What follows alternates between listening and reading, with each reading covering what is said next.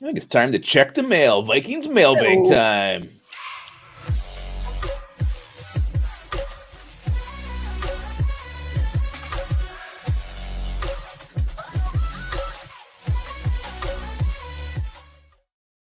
Welcome back to Onebar and Lupagus show. I'm Lupagus here with Onebar, and we're going to dig deep into our sacks and pull out the mail and answer your guys' burning questions.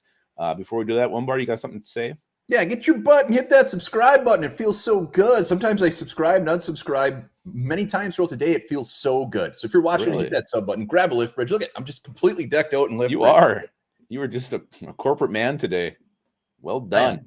Well done. So I think you have the questions staring you in the face. I want you to reach in that sack and see what we got. Can't wait to answer these things. Old droopy sack. All right. Yes. Mailbag time. And we just did a video on this hot topic around Vikings fans.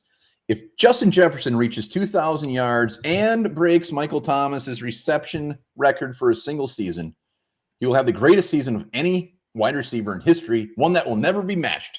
Is that enough to win the MVP? Yeah, it's enough. Absolutely, it's enough. 100% it's enough. Will it get him the MVP? That's a different question. NFL loves rewarding quarterbacks no matter what. But if anybody other than a quarterback is going to get the MVP, Justin Jefferson is having the season to do it right now. Yeah, absolutely. You answered it. I don't know if it is enough, but it should be enough. It should be more than enough. It should be insanely enough. It's time for the first wide receiver to ever win the MVP. And if this doesn't do it, nothing ever will. At least it's not going to happen.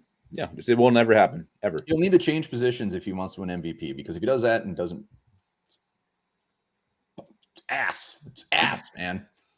Maybe he needs to start throwing some more passes. I don't know. All right, next question. Wes Phillips, future NFL head coach? Question mark? I'll let you take this. You can start. Thank you. Maybe someday. I think he's still like 42 or something.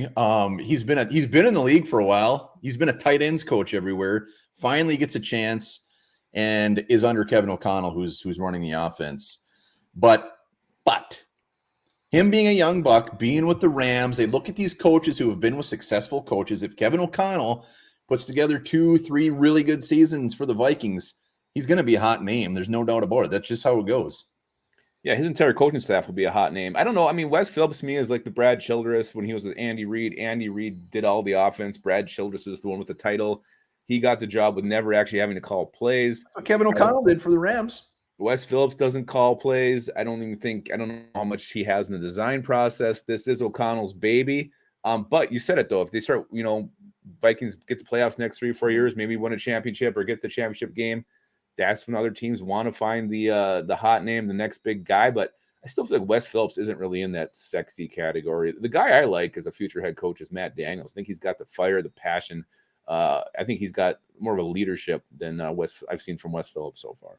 Yeah, but a lot of these young coaches, their first chances where they really haven't done anything. So they've appeared to either bomb or be very successful. And Kevin O'Connell wasn't calling plays with the Rams, and he's been very successful. The other thing we got to remember is, who is Wes Phillips' dad. So teams are going to find that very attractive as well. Damn it. You're right. All right, next up, who is the ideal opponent in the wild card round of the playoffs? That was really hard to say. Yeah, it happens. Who do you want to play round 1? Yeah, I got 2. I'm fine playing the Giants again. I think you just asked for 1. Well, okay, I'll go. They're really close, though. They're like neck and neck. I don't prefer one or the other. I'll go with the Giants. Nothing I saw from them really scared me. I don't feel we played our best game, and we still won. So I'm 100% fine playing the Giants again. Yeah, I was down to 2-2. And the only reason I don't pick the Giants is some of their secondary could be back by then. Give us a little bit more of a harder time, and it was pretty close. But the Giants don't scare me. I'm going with Washington. Washington with Carson Wentz at quarterback. Yeah, I would love everything about that. I think I would feel very good and sleep very well the night before. Yeah, and you mentioned, they're getting Chase Young back, but I feel like we've done pretty good against edge rushers this year. Von Miller didn't do much. Christian Darrisaw's over there. The pressure I worry about is coming up from the middle. So Washington, especially with Carson Wentz, yeah, that is a very attractive option. Yeah, Chase Young could, Carson Wentz, they could have Lawrence Taylor and Chase Young and John Randall. We'll be just fine. Jesus. Wow. All right, next up, what are the chances of Ed Donatil still have a job next season, even if we win the Super Bowl. I think it's your turn. Well, the next line they wrote in this says it all. Even if we win it all, it will not be because of the defense. Defense will have nothing to do with it. Ed Donatel will be one and done for the Vikings. There's no way around it. Yeah, he's gone. He's absolutely gone. I think O'Connell wanted to have, a guy who's been there before on the staff, and that's why he brought Donatel along. But I also think Donatel's age and his stubbornness, the way he's calling this defense, running so much base formation, yeah, he's going to be gone. We're going to get some hot young guy with some crazy ideas. The only one thing we don't know is with this new front office, new coach. I mean, they're sticking with Greg Joseph. They never even thought of bringing someone else in.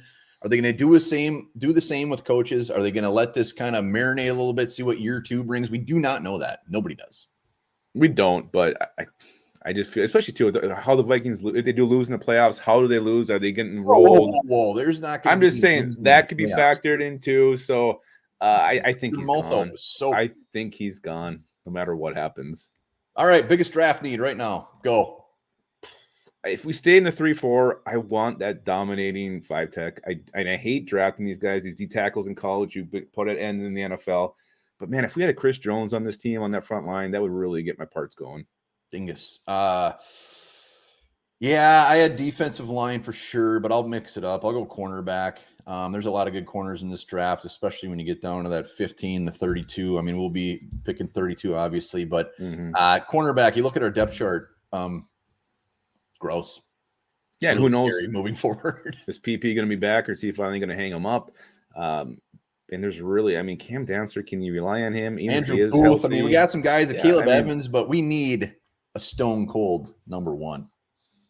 And is that going to come through the draft? I mean, you don't get a Sauce Gardner every single year. So, again, if you go early, you could have some struggles back there. All right, final. I guess kind of ending on a sad note, but name a veteran that will definitely not be back next year.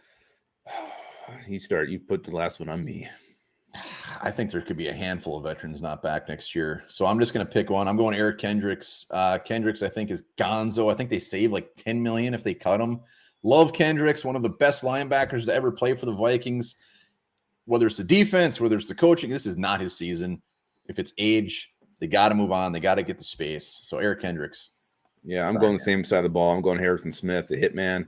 Maybe he'll just retire. Don't have to worry about cutting him and making it sad. But again, his age is starting to show a little bit. You got Lewis Seen waiting in the wings. You got Cam Bynum, whatever you think of Cam Bynum. So you got two young safeties. Metellus has shown something. So I think you can actually get by without Harrison Smith. Not going to be the same. Not going to have that big play unless Lewis Seen steps up. But you got him last year. So I think the heir apparent's on the roster. So I think Harrison Smith goes bye-bye. I think they probably are both maybe gone. So, and the thought of Harrison Smith, I mean, I love Kendricks, but the thought of Harrison Smith not on this defense, makes my parts go inside my body. Makes me very sad. Remember how bad our safety play was before we got him? Every year. What a pick. We drafted him. Woo, doggy. What a day. Every year we wanted a safety so bad.